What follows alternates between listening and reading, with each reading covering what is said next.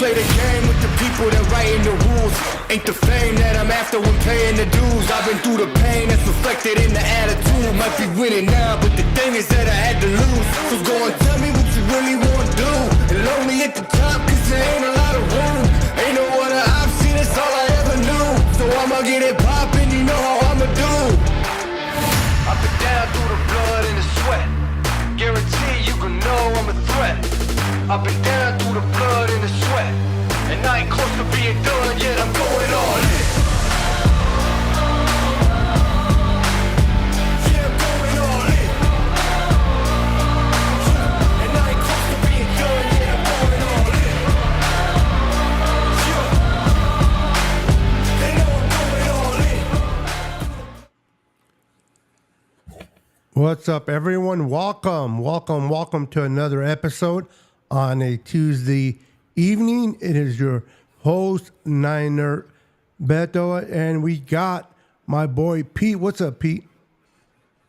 Hey, what's going on, Beto? Another day, not just another day, another dollar. We got training camp. 49ers just getting it started, so the excitement is high. Absolutely, it is, and I'm excited to talk about training camp. Can you smell the season coming upon us? We got some great things.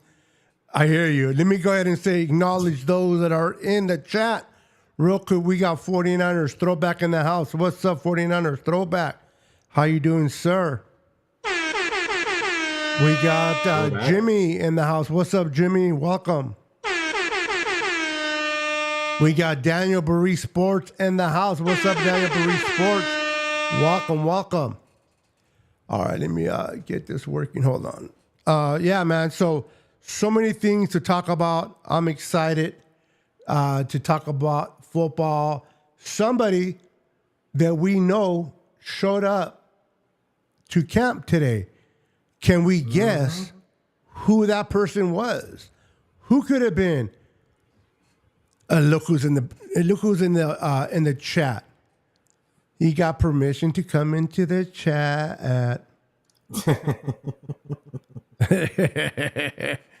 What's up, Brandon? What's up, Dawn? How you doing, girl? My girl's in the house. How you doing? Welcome to Hello Niner family. Please do not forget to smash that Debo button and wipe your feet. Also, please do not forget to subscribe to both channels if you haven't already.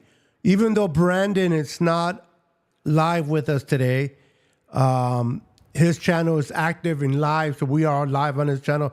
So make sure to hit all three channels if you can. We got Red Jet Shal in the house. How you doing, girl?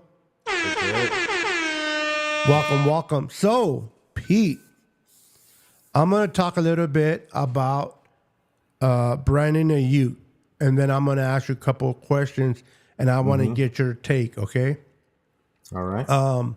So Niners receiver Brandon Ayuk reported to camp today. NFL Network Lan Rappaport and Mike Garofolo reported that San Francisco Niners star wide receiver Brandon Ayuk will report to training camp despite not having a new contract done. It doesn't appear that anything has changed on the contract front. Ayuk recently requested a trade after it was reported that neither side has had new talks since May. How involved Ayuk will be and how many reps does he take in camp? But there's a chance that he understands the situation and bought into what the team told him, whether that's him getting paid a month from now or a year from now. And they will go about it in training camp with a business as usual mindset. It's never felt like Ayuk was going anywhere. San Francisco was always the best fit for him and vice versa. Him showing up to camp, Pete, what do you take out of this? Besides, he don't want to lose money. Him showing up, is that a good sign that maybe they're not as far as they thought, at least in communication wise, we don't know about the finances part, but at least you can tell they're communicating. What's your thought process on Ayuk showing up today, first day of camp? I mean, I think it says the same thing that we've been kind of talking all along, is that I don't think that this is as contentious of a negotiation as people are making it out to be. I know that he requested a trade. I get it. But we were saying at the time that it happened that it felt like it was just posturing. And it's what Debo, and I know that people don't like to hear that Debo, what happened when Debo was in his contract negotiations, but that it seems par for the course that people ask, they're looking for any type of leverage that they can get. So with Ayuk being at training camp, we don't know. At first, you would think, well, does that mean he's just going to hold in instead of hold out? But Lynch made an interesting comment today at their press conference, basically saying a reporter asked him, "Well, is he going to practice and all that?" And Lynch said, "Well, we expect all of our players to practice," which means to me that if he's practicing with the rest of them, then that to me, that's a great sign that they're either close to a deal or they've made an agreement. Otherwise, to wait till the end of the season, but they're at the very least they're on the same page as to what they're the area and the direction that they're going. So I think it's a good sign. I think that the deal. I've been a proponent all along that this deal is going to get done. I think Ayuk is the future for Purdy's development, and I think he's the future of the team, realistically speaking. So I think it's a great sign. Yeah, I am with you. I think it's a great sign as well. At least I don't know if he's going to play or participate in practice, take reps. We shall see tomorrow. Tomorrow is the actual day they start doing things. Today was just kind of going in, getting asked questions, seeing how they look, blah, blah, blah, after the 40-day from minicamp. I'm excited that he showed up. Whether he practices tomorrow or not, at least we know he's there and he's trying to get this done. Eventually, he's going to have to play. If he cannot get it done, he's going to have to play on that fifth-year option for $14.1 million. He's not going to lose that amount. Mm-hmm. And he wants to recruit games. He don't want to. The more he misses, if he doesn't recruit so many number of games, then he doesn't become free agent next year. He's attached to the Niners for another year. He doesn't want that. So one way or another, he'll play. The difference is he going to be happy about it with a new contract, or is he just going to pull through it this year? And, many people don't want to hear it. The Niners have all leverage. He knows it. It sucks for him as a player. I understand. But this is an organization that is trying to win games and trying to balance out the money amongst everybody within the roster. It sucks. I do believe that every player should get their money. They should get paid what they think they're worth, whether it's here or elsewhere. But the Niners also have to look at it as, okay, we know you're worth money. We know you're valuable. We need your type of play in this offense. But we also have an organization to run. It's not just Ayuk. It's the Bosa's. It's the Brock Purdy's. It's the Debo's. It's the Kittle. It's the offensive line. Everybody and their mamas complains about the offensive line, how good it isn't. They need to get somebody better than McKivitz. Well, if they pay Ayuk what Ayuk wants, then you're going to be stuck with McKivitz longer than you want to, because they can't allocate money to that offensive line when they have it on players like Ayuk. Again, I'm not saying he's not worth it, Pete. He's worth the money, but the Niners have to look at it as, okay, is he the most important piece on this offense? And we can. I think we both can agree on that he isn't. He's a valuable part of this offense, but I don't think he's the number one piece in this offense. I think it's Brock as a quarterback, and in my opinion, I think after him is Christian McCaffrey. Where do you see Ayuk landing in with all the superstars that we have? What spot would you put him at as from 1 to say 5 as valuable to the team based on their needs? For me, for their right now, currently, Yeah. I think that he's going to be the number 4.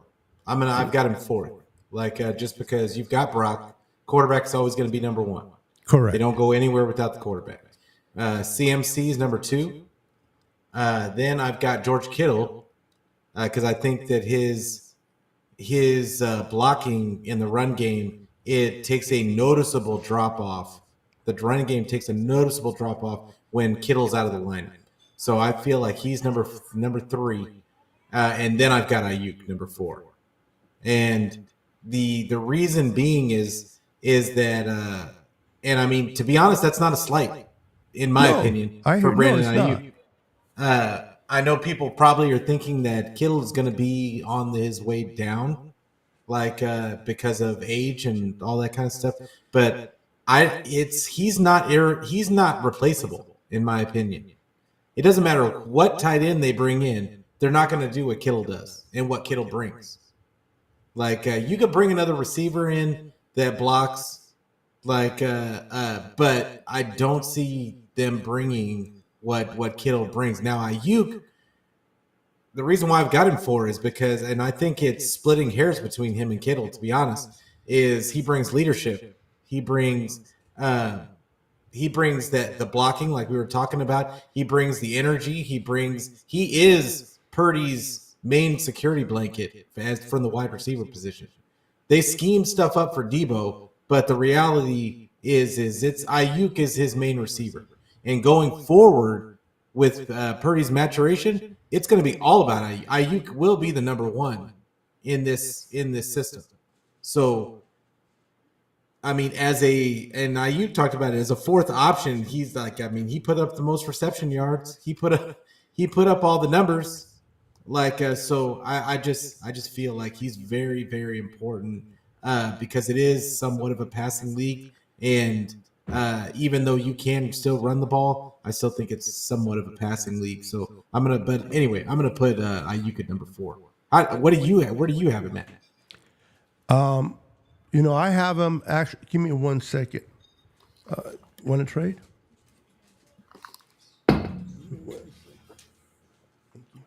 Put that back in the freezer.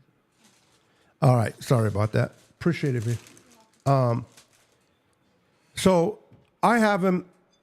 I know you kind of mentioned the skill positions, right? Like the receivers and the running backs, but I want to add Trent Williams in there as well as players need it.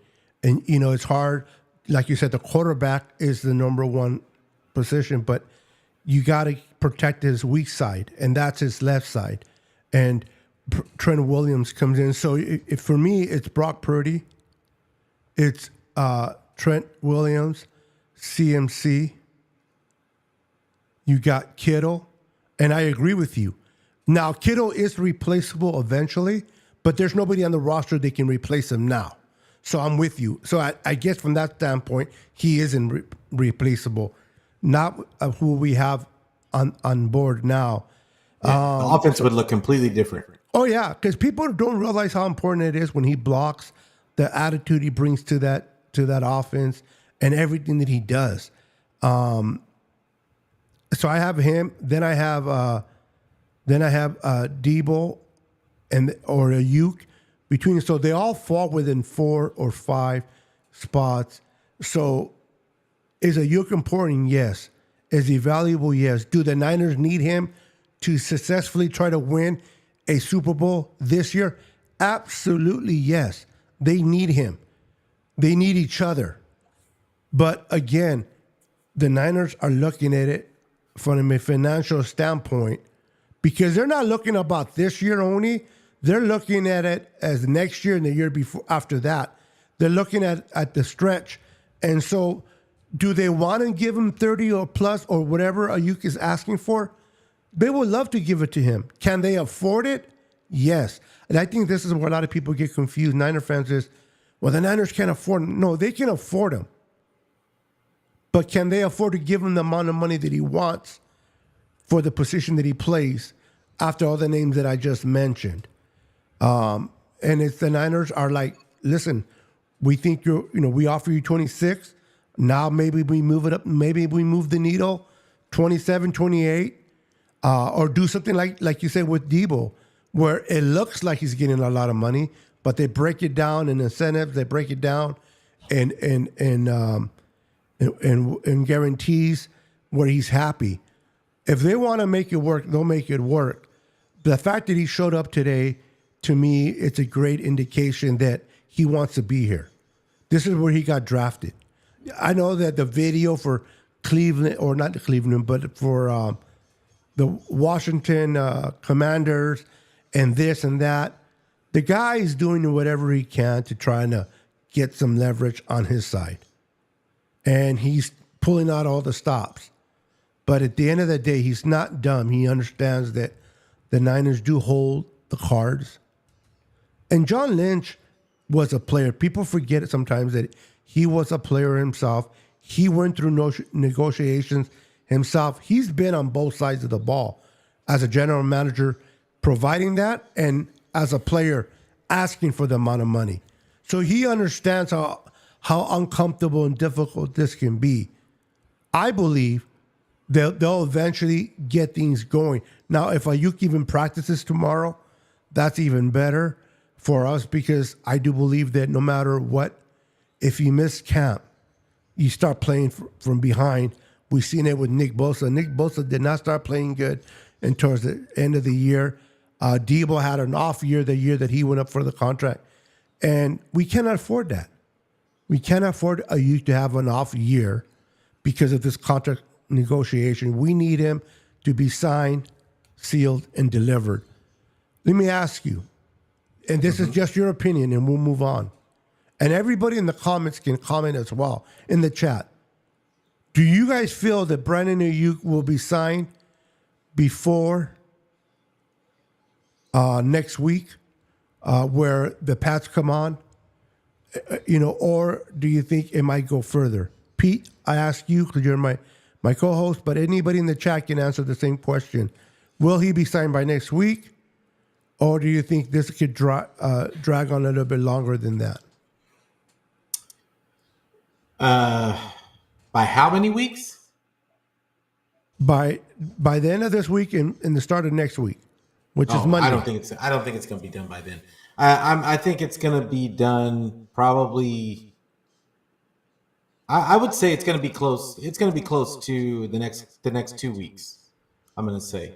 I think it's going to be that if you look at the timeline of when they've been getting these deals done, it's a majority of them get done in that timeline. And I think they're going to want to get him in before preseason, and everything put to bed. They're focusing on the season, and I think it's going to be in the next couple of weeks. Like I said, I'm really, really encouraged by the fact that he showed up to camp. I think that is huge, and I think that the message that sends to the rest of the guys on the team is huge as well. And it gave Lynch and Shanny an opportunity at the press conference to be confident in everything that they were saying to the reporters when they were being asked questions about it, which I don't think can be understated either. So it's I came away really invigorated as far as like my pick of him being re-signed sooner than later. So interesting. Okay, real quick. So let's move on. And let's talk a little bit about our new receiver that was drafted at the bottom of the first round, Ricky Parcell. I'm going to talk about him a little bit, then I'm going to ask you some questions, Pete. Ricky Parcell will begin training camp on the NFI. NFI is when you get injured away from the team facility. Yeah. As you know, players like Ricky, players like Debo, players like Ayuk, they all work out during those 40 days off. They're working, they're running reps, they're working on everything they do, getting ready for training camp. And it seems that he hurt his hamstring. Okay. And that's what they call it. It's a hamstring. Now, John Lynch called it by blocks, meaning they said that he might miss the first block, but he might be by the second block. And I think one of the reporters asked what it was. And they said that this week, starting today until Friday, is the first block. Next Monday, which is the next week of training camp, that's a second block, and so forth. So at the very least, they see him missing until next week when the pads come on. Let's see here. Kyle Shanahan and General Manager John Lynch spoke with the media, as some of us already seen. If you haven't, I recommend for you to see it. For the first time as the team reported to training camp. 4 players will begin on the PUP list. As we already mentioned, Ricky Parcell on the NFI for a hamstring. And then you got Drake Jackson, knee. You got Greenlaw, Achilles. I want to say Chiles. I thought you were going to say, what's that? The dish with the chips? I don't know, but Chilaquiles? Chilaquiles. Oh, Chilaquiles. Yeah, close enough. And then you got Talanoa Hufanga with the knee, right? Parcell landed on the NFI list since his injury occurred away from team facility. Lynch said, I think we feel pretty confident that he is in good place. Our thoughts is that he misses the first block and practices the second block. It is to be determined.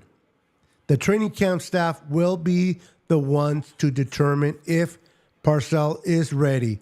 The first block of practice runs through this Saturday, so 4 practices. The team will have Sunday off, then the second block starts on Monday, which is generally the first day of pads. Shanahan said he was hopeful to have Parcell back for the second block. We shall see.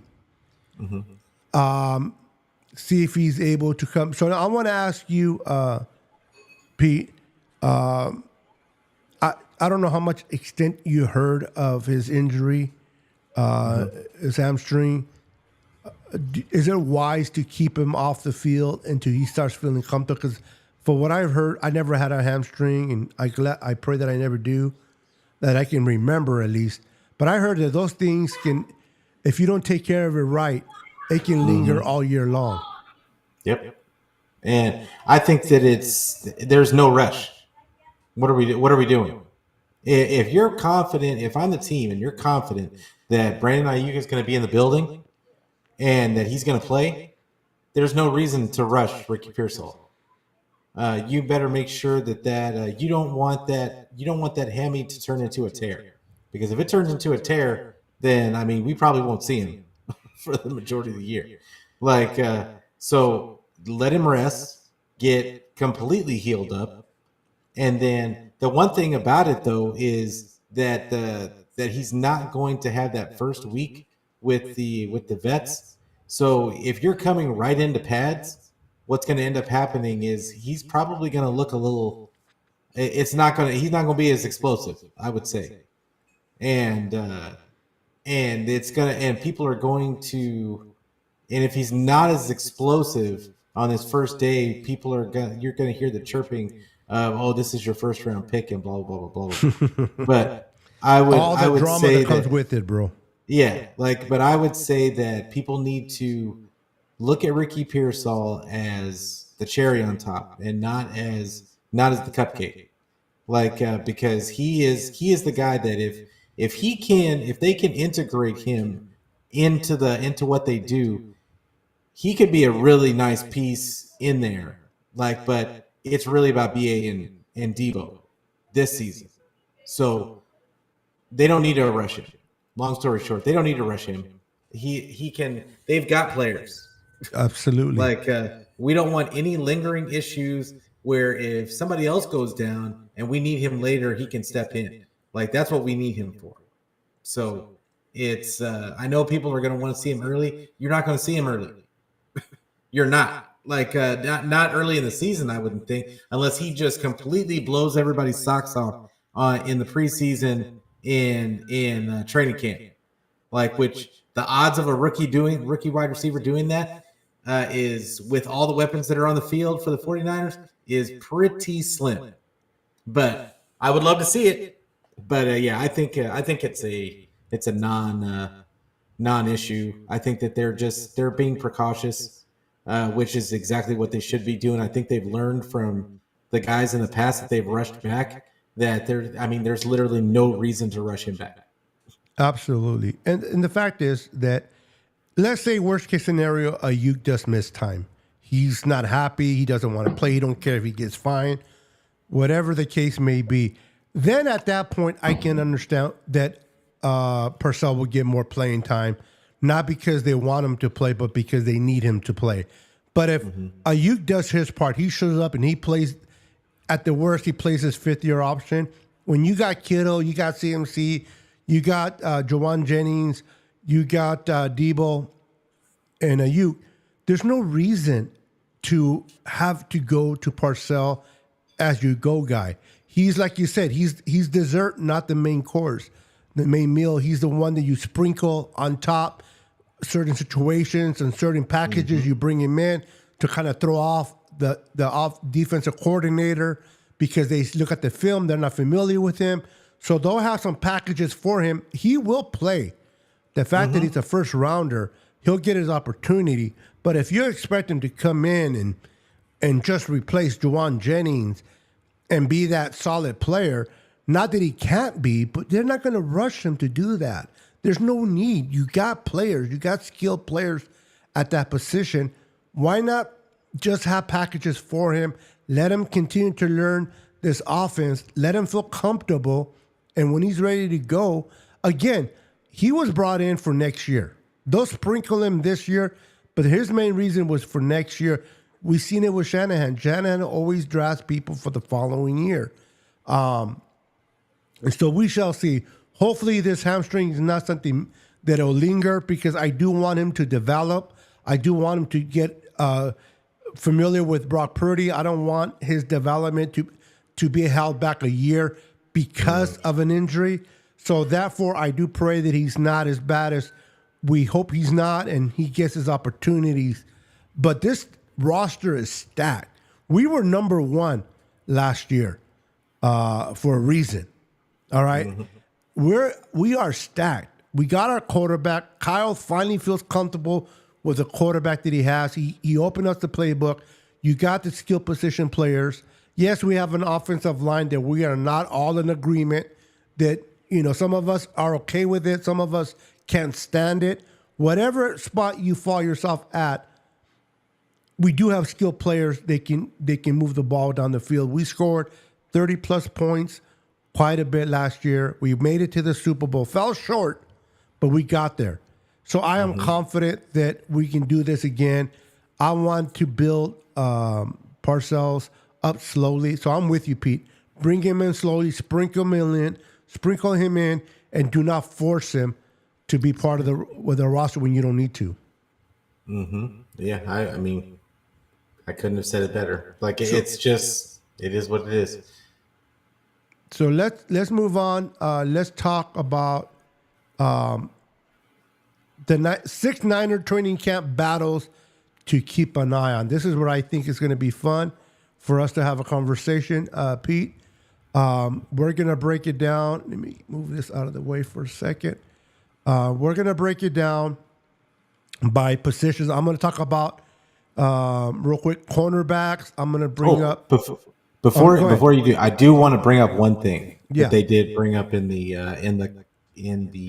there was a clear omission of a person on PUP, which I thought I mentioned it on Twitter earlier today, but I think it was so important because I know that I was worried about it affecting the O-line, but Brendel was not on the PUP list. No, you're right, and that's huge. I don't think people understand how huge it is. As much as people want to kind of poo-poo Brendel, Like, I mean, he's been the starter for the last 2 seasons, and for him to not with when they were threatening basically that he had knee issues, I know I got worried, and because the continuity of the offensive line is something that we complain about on a regular basis already. So if you just take away our starting center, the continuity of that line is going to take time to gel again. And so I think that is a huge sign and a huge lift for the offensive line, that at least we can think that we're not going to take a step back. Yeah, that's a very good point. I'm glad you brought it up, Pete. Because whether you're a big fan or not of our center, he has played that position, and he's the best that we have right now, at least experience wise. We shall see through training camp if it changes, but the fact that he's going to be able to give it a go from day one, it is something good that we can definitely move on. All right, so let's talk about the 6 Niner training camp battles. And I really want to get your thoughts, Pete, on these. And I also want to get everyone in the chat. I want to get your guys' thoughts. Please write them in the chat. And let's talk about it a little bit. So the Niners don't have a ton of starting jobs up for grabs. We are loaded. But that doesn't mean there won't be battles to keep a close eye on in training camp. This isn't a complete list of all the completion happening for the roster spot. It is a list of battles we'll be watching closest. Let's start off with the cornerbacks. We can pencil in Charvarius Ward and Demo as the 2 starting corners. The third cornerback position is pretty much up for grabs with Emery Thomas, Darrell Luter Jr., Isaac Yadam, Rock Ya-Sin, and Renardo Green among the group of players vying for all important third cornerback place on the depth chart, which is apparently a starting job. So they are actually going to be competing for that job, whether they get the slot or if they feel that comfortable with Demo playing at the slot, then they're going to be battling for the outside opposite of Charvarius Ward. But there is a spot available, and they will be competing. So out of the names that I mentioned, and I'll mention them again, Emery Thomas, Darrell Luter Jr., Isaac Yadam, Rock Ya-Sin, and Renardo Green. Out of those names, who do you feel comfortable or looking forward on taking that starting job, whether it's in the slot or whether it is outside, inside or outside? Not slot, but for me, I'm looking at Isaac Yadam, the guy that we got from the Saints. He graded out well last year. From all reports, he's been a very solid player for them for years. So for a couple of years now. So I really look at Yadam as and he's a bigger corner. He's got size. Yeah, I think 6'1". And he's he's got the size. It's something that the 49ers, that the fans have been asking for from the 49ers for a long time. You play predominantly zone. And in a zone, you really kind of want those bigger corners so that you can be physical at the line. Charvarius Ward and Mooney Ward is known for being physical with his matchup. So it would be kind of nice to have 2 guys that are physical on the outside. Demo, I love Demo to death. He has to do a lot through technique because he doesn't have the size to be physical like that, and he gets his shots in here and there, but still, it's kind of rough for him to be physical. But I think that he's going to be predominantly on the other side of Charvarius Ward. I think he's going to be on that. I think Demo is going to be, and then on those obvious passing downs, I think he's going to slide into the slot, and they're going to let Yadam play that outside. That's the way I envision it, at least. I think that I think that when we look at the rest of these guys, we don't know what Darrell Luter is. We haven't really seen anything. We've heard that the 49ers like him, but he can't stay healthy. And Ambry Thomas, you know what you're getting with Ambry Thomas. He's gonna be he's gonna make a couple of good plays, and he's gonna make a whole bunch of boneheaded plays and get burnt like a ton, and get targeted. Then you've got Rocky Sin, a vet depth piece. That's the way I look at Rocky Sin. He's not going to be, to me, he's not starter. He's not a starter, but he is. He's going to be probably playing on special teams, and he's going to be. I think he's a valuable depth piece in case somebody goes down. Who else they got? Oh, and then I really think that the guys that are on the outside looking in that really need to have a great camp, and a great preseason is Ambry Thomas and Samuel Womack. Those two, they've got to show up and show out. If they do not show up and show out, they can forget it. They're not even going to be on the practice. I don't even see them being on the practice squad. I forgot about Samuel Womack. Thank you for bringing him up. It's just, the 49ers are just deep at that position. And I think they did it on purpose because they know that they're going to need Shavarius Ward. They're going to have to pay Shavarius Ward or Demo this coming season. They can't pay both. I think it's going to be so they've got to decide which one of these guys they can bring in at maybe a bargain for a couple of years, and that can be serviceable.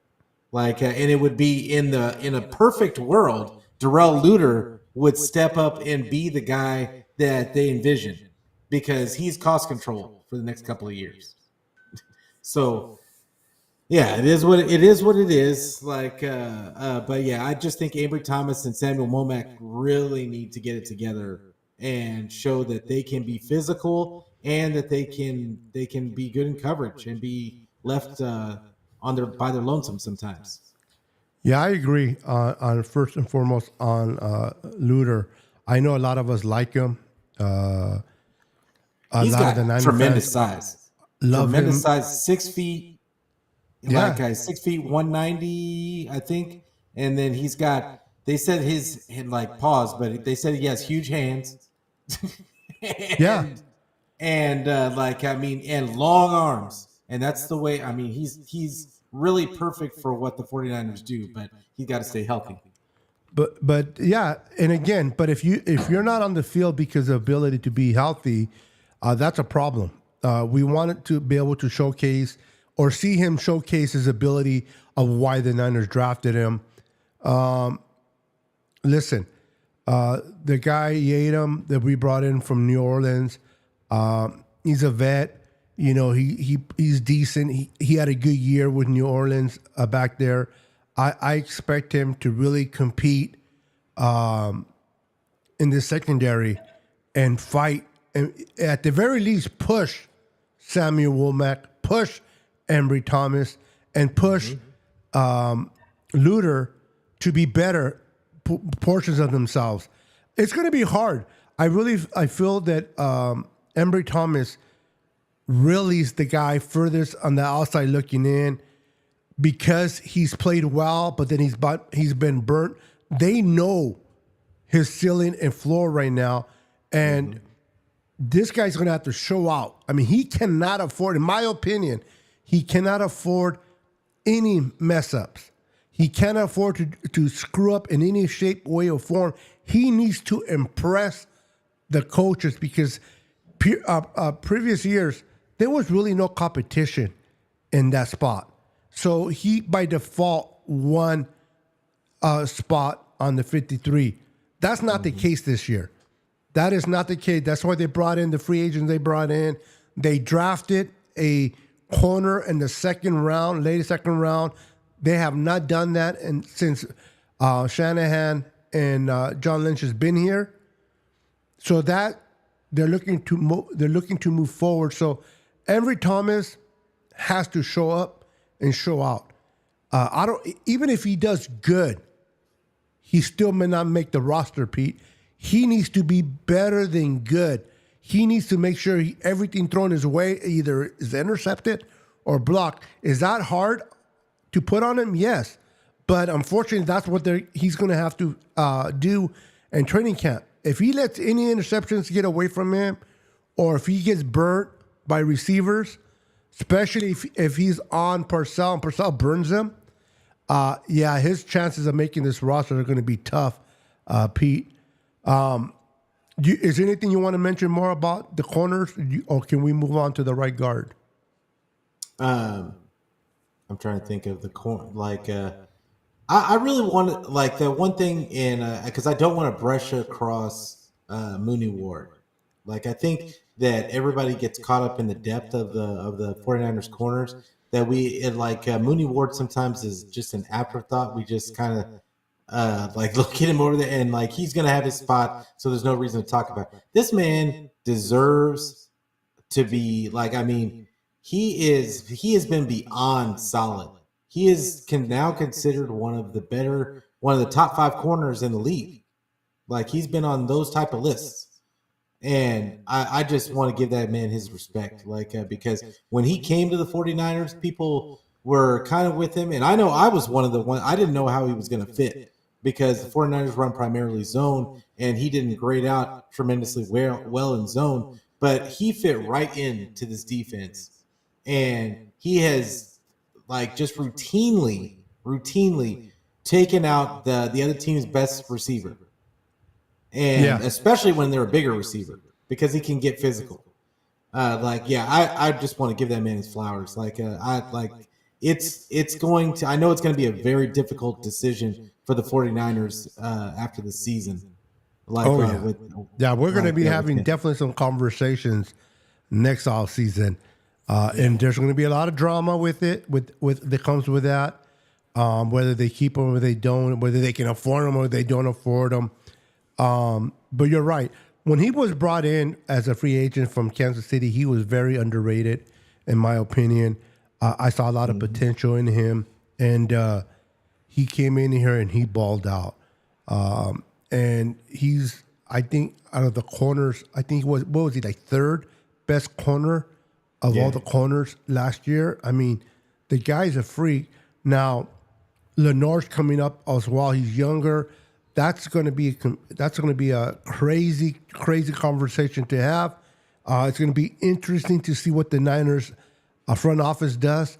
But that is definitely something that we don't, at least for the moment, don't have to worry about until next offseason. We're going to have definitely in the next offseason to talk about that, especially with the Brock Purdy. And the next offseason is going to be interesting, to say the least. Sure. But this year, we got Charvarius Ward going in. If you want to think of it as contract year, right? So he's going to ball out. Let's say he does, as long as he doesn't get hurt, he's going to. Whether he does it for this team or he does it for that into existence. Another team, right. And then Lenore, same thing with Lenore. So these guys are going to battle it out. They're going to play, and they're going to do their thing. So I'm excited for training camp. I'm excited to see what they're doing back there. By the way, I'm going to be at training camp so if you guys want us to come and say hi to me, I'm going to be at training camp on August the 3rd, which is a Saturday. August the 3rd, I will be at training camp scoping up the Niners. So if you want to say hi to Niners Sickness, feel free. I'm a big boy. It's not like you're not going to be able to see me amongst the crowd. So if you don't see me, bro, I don't know what you're doing at the camp. But I'll be there. So if you want to say hi, I would love to meet you in person for those that will be there at training camp on August the 3rd. All right, so let's move on to the right guard. Shoring up the offensive line is once again a priority for the Niners to in training camp. Last year, Spencer Burford was handed the right guard spot with no real competition. This year, he's on the outside looking in, competition with veteran John Feliciano, third-round pick Dominic Pooney, and Ben Barch, all in the mix as well. Pooney may not get starter reps right away, but he should be making a push for them sooner rather than later. there's a ton of competition here. So this battle should be a fun one to watch.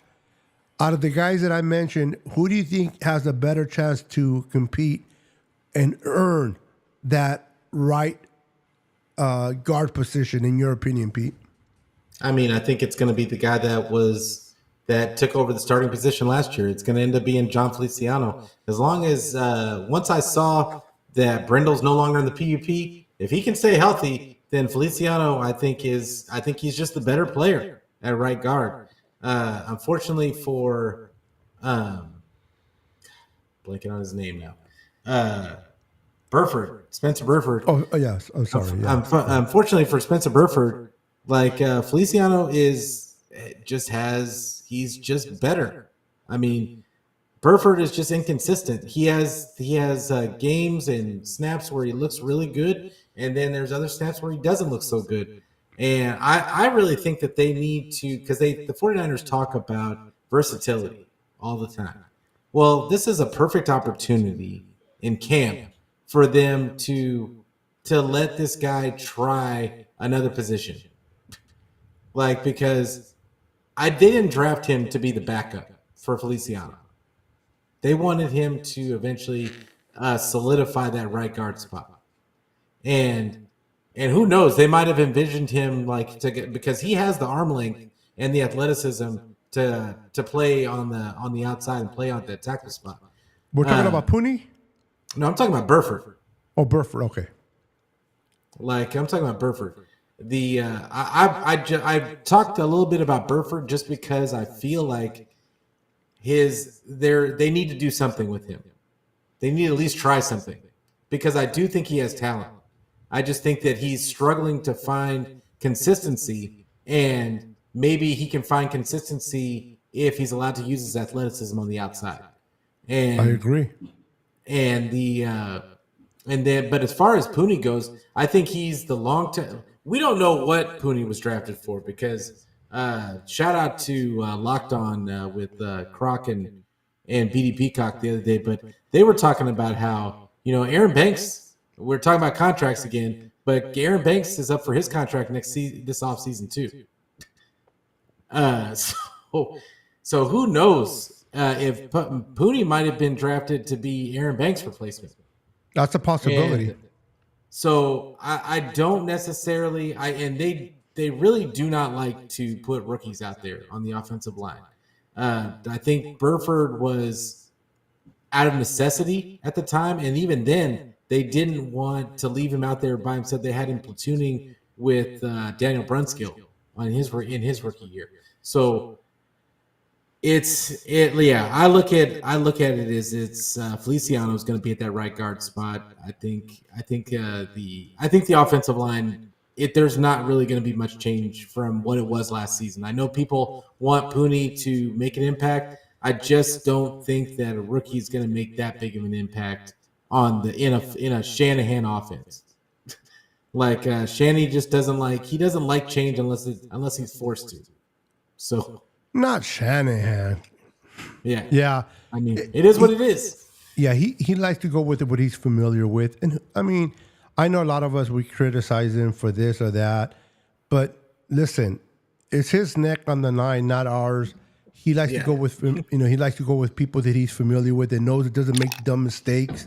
And rookies, as good as they are rookies. They will make mistakes because of being a rookie. And a lot of times those mistakes can be at a very costly moment where it can cost you a playoff game or to bounce out in the first game of the playoffs, the first round. So real quick, I just want to welcome those that have been popping in late. We got Bebop in the house. What's up, Bebop? Chris Henson's in the house. What's up? We got William Roberts in the house. Momo Martin popped in. What's up, Momo? We got, let's see here. Make sure I don't leave nobody behind. We got JD Burnham on the house. What's up, brother? We got Val Ramos in the house. What's up, Val? We got Andrew Martinez. Andrew Martinez is in the house. What's up, brother? Welcome to the chat. So, I'm with you. I think that Feliciano is the clear-cut guy. It's his job to lose at that guard position. I think he'll be the going into it as the starter, and then they'll compete for that position, and it'll be up to him whether he keeps it or loses it based on the competition. But it is definitely something that is going to be fun to watch. Hey, can we mention the other guard that they got, like that has to be mentioned and has to be in the mix as well? The sixth round guy, the other rookie. Jarrett Kinley, or let me look at this. Can't think of his name. Yeah, I just want to get his name right. His name from USC. Jarrett Kingston. Jerry Kingston, something like that. 6'4", 305. Really athletic. Like at least short area quickness. And he just has short arms, he's going to be a guard. But that could be the eventual replacement for Aaron Banks as well. So we don't know. I think that the 49ers got two pretty decent. I think we're going to hear some things about Jarrett Kingston in this. Okay. I think that they drafted him for a reason, and I don't think that it was just kind of a throwaway pick. I think that he graded well. From an athletic standpoint, and honestly, if you look at a lot of the guys that graded like they did, he did, they end up being pretty decent players. Regardless of what team that they're on, when you test out that well, as far from a short area quickness for a big guy like that, especially in a Shanahan system, I think that he could end up being a nice piece. But I'm going to be keeping an eye on him in training camp because obviously he's not going to get a lot of publicity. Pooney's going to be the one with the publicity. Oh, absolutely. But don't be surprised if all of a sudden you start hearing about Kingston. Because I've heard he plays with some good technique, and a lot of people kind of like him. So we'll see. Interesting. All right, so let's move on over to the right tackle, Mr. McKivitz. There may not actually be a competition here. Colton McKivitz is in line for the starting job. Boo. After getting it without any real competition a season ago. Now he'll be chased by veteran Brandon Parker and Chris Herbert. And don't sleep on Pooney as a potential offensive tackle candidate after playing there in college. The Niners may not have a plan to unseat McKivitz, but there's more well-equipped to actually have a battle at the right tackle this year if McKivitz struggles. Now, I saw you shaking your head when Pooney was brought up as a potential tackle. Let's start there. Why did your head go left and right when you heard that? He just doesn't have the. To me, he doesn't have the quickness to be a tackle, and he doesn't have the arm length. And people might poo-poo the arm length stuff, but it's there. It's just a fact. And that guys that McKivitz has short arms for a tackle, and you could say, and people can say, oh, well, it doesn't have anything to do with his arm length. The reason why people don't like him, but it plays a part. They've got to be able to get their. They've got to be able to have reach and get their hands on. It's got to help their athleticism. They got to help their athleticism out. So because they're going up against the most athletic person on the defense, in these defensive ends. Today's defensive ends are ridiculous athletes. Yeah. So they've got to be able to get hands on, and that's how you've got to have long arms. You just got to. It's got to be 34 inch plus. So, I just don't think Pooney's going to be a tackle.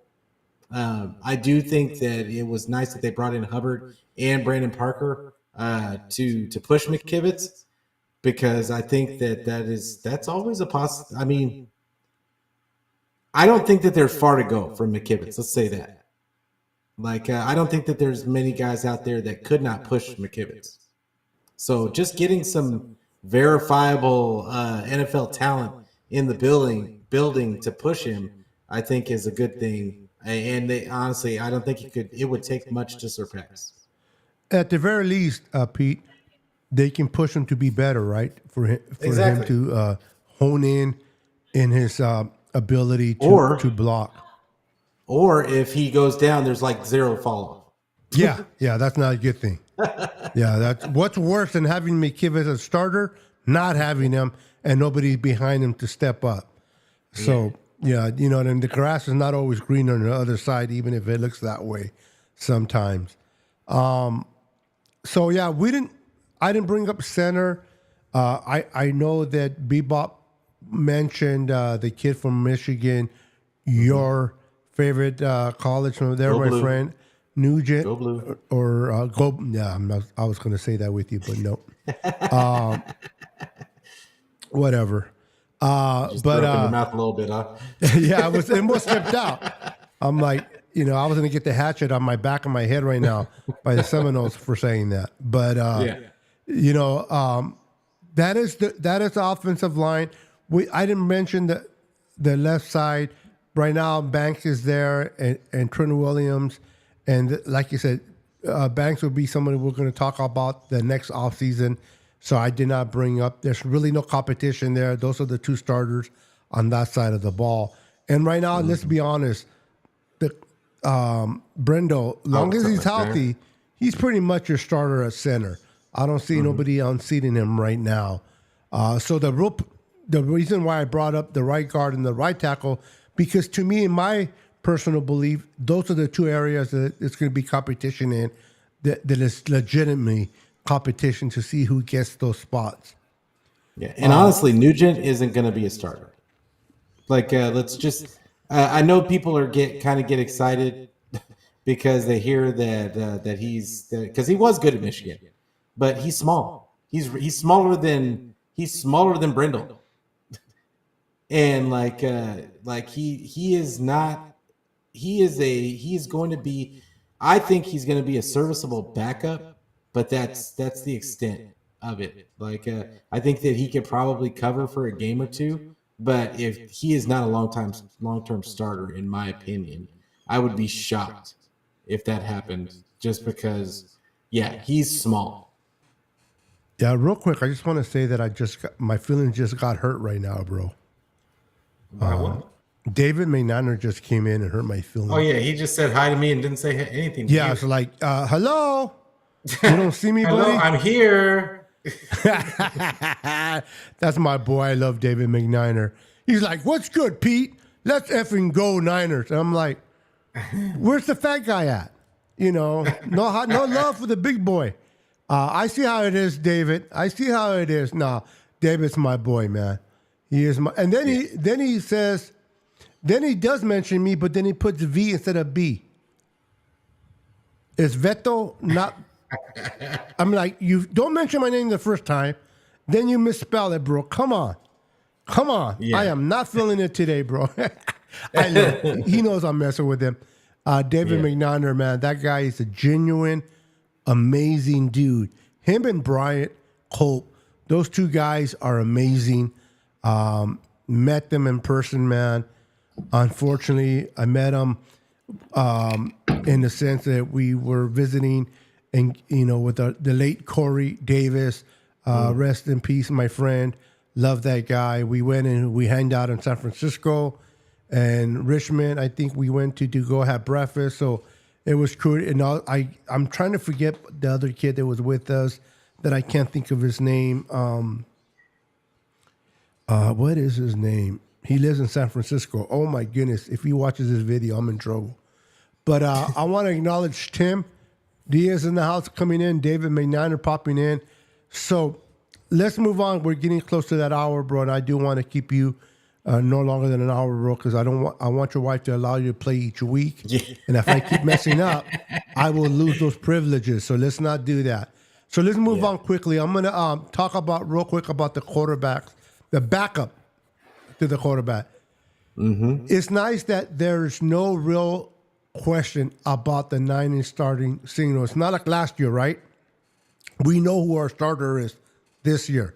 our single caller this year. Although there are questions about who will back up Brock Purdy in San Francisco. The problem under center last season, there was no problem under center of losing a player. Brock Purdy played all year, which was amazing. But listen, every year you play football, there's a chance you can get hurt. If he does, knock on wood, he doesn't. But if he does misses a game or two, who can step up, play at the best at their ability, and keep this team going in the right direction while Brock gets back? Is it Josh Dobbs or is it Allen? Which of those two, or Malachi, the undrafted kid? Which I was about to say, you're three? about to disrespect Tanner Mordecai. No, I got it. Well, I mispronounced his name, but I brought him up, even though I messed it up. So out of those three guys, who do you feel they can compete for that second QB2 and then QB3? Man. I mean, I know that Josh Dobbs was brought here to be the number 2. We know that. But the 49ers, Shanahan really likes Brandon Allen. People can think what they want to about Brandon Allen. And they probably thought the same thing about Brock Purdy when Brock Purdy came in. But Shanahan really likes Brandon Allen. So it would not shock me if he ended up being number 2 and Josh Dobbs ended up being number 3. It wouldn't surprise me at all. But I think that Josh Dobbs is a smart guy. I think that he's going to end up being the number 2, and Brandon Allen will end up being the number 3. And then I think Tanner Mordecai will end up being on the practice squad. But yeah, I like Josh Dobbs. I don't know why people are so down. I don't know why teams just keep giving up on him. He just goes and plays solid. He gets put into bad situations after bad situation. Yeah. And no training camps, no nothing. And he has to come in cold and still ends up just playing decent. Yep. So he went from Arizona to Minnesota, and I think that same week that he was traded, he ended up having to start because the other guy got hurt, and he actually won that game, if I'm not mistaken. And so now we're not talking about Dobbs as a starter for half of the season. We're not saying that.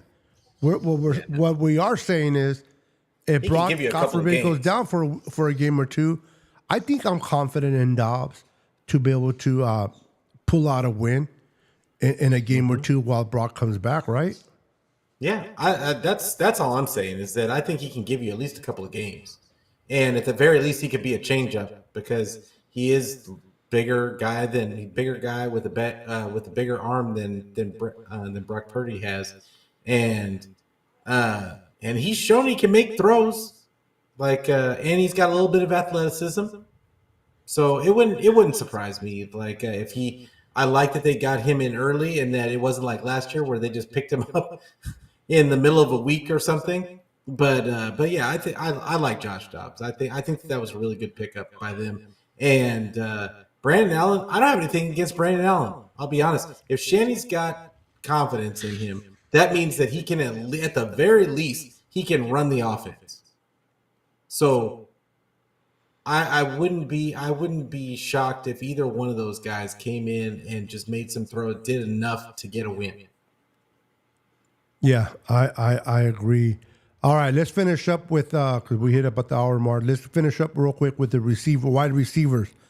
There are layers. There are layers to the wide receiving battles happening all over the depth chart for now.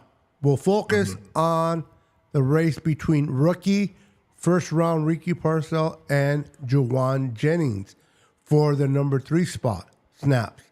They both play such different roles that we may ultimately see them split some time. Brandon Ayuk looming contract situation and potential absence turns that battle into something a little bit more. Though if Ayuk is traded or if he doesn't return in time for week 1, The battle now becomes for receiver number 2 spot, where it's less likely Purcell and Jawan Jennings will split time. If worst case scenario, Ayuk doesn't play week 1, who do you see as number 2, Jawan Jennings or Purcell? I mean, based on what they can do, I think that at that point it would be a platoon situation. I think that Shanny would probably be moving these guys all over the place. So on some downs, it would be Jawan Jennings because when Debo went down, Jawan Jennings got a lot of those snaps, and so it wouldn't surprise me if Jawan Jennings got a lot of the snaps. But I think Pearsall at that point would be in the mix heavily as long as he's healthy. I think he's going to be heavily in the mix and probably playing mostly that slot spot and let Jennings play on the outside because he can block. So yeah, I just think it's going to be a platoon situation dependent on the situation and what the play is called. Because yeah, Shanny's going to scheme guys open, and he wants certain guys in certain spots. So yeah, I think it's going to be a little bit of everything. I love it. I'm excited, guys, for training camp. I'm fired up. Like I said, I'm going to be there on August 3rd, which is a Saturday. So if you guys are going to training camp this year and you happen to go on Saturday, August 3rd, and you see me, make sure to come up to me and say hi. I would love to meet you and say hello. It's going to be fun. So I'm looking forward to seeing with my own eyes what this team looks like in training camp. I'm excited to meet some people there as well. I don't know about you, Pete. I'm excited to see these battles. I want to see the battles, and I mentioned it today because I didn't have time, so maybe we can. I was going to talk about the Sam linebackers and then the safeties, but we can do that next week. Hufanga is going to start on the PUP list. That's going to give an opportunity for the young kid, Malak Mustafa, an opportunity to go with the ones, to kind of get a test of what he can do with Jair Brown. So I'll be interested to see just how he kind of adapts to that spot, started training camp. Don't sleep on Taylor Hawkins either. Taylor Hawkins, yeah, true. There's a lot of competition there. He's been with us for the last 3 years, trying to break himself in. This might be the third year must be a charm. So we'll see. Pete, it is always a pleasure having you on, bro, as my co-host. Brandon is always with us as well, but he had to work late, or has a girlfriend that won't let him talk on with us, one or the other. But I love Brandon. He's definitely was missed here. But everyone that popped in, man, you guys are amazing. You guys are the true Chat is on fire. True MVPs. So let me give you guys a hand of applause. Yeah, you guys on fire. You guys killed it. Yeah, they're always killing it, brother. So look forward to seeing us again next Tuesday at 6:30 Pacific Standard Time, 7:30 Central, and 8:30 Eastern Time every Tuesday at evening. Guys, thank you for tuning in. Have a wonderful evening. Pete, it's always a pleasure hanging out with you, buddy. You have a wonderful day as well.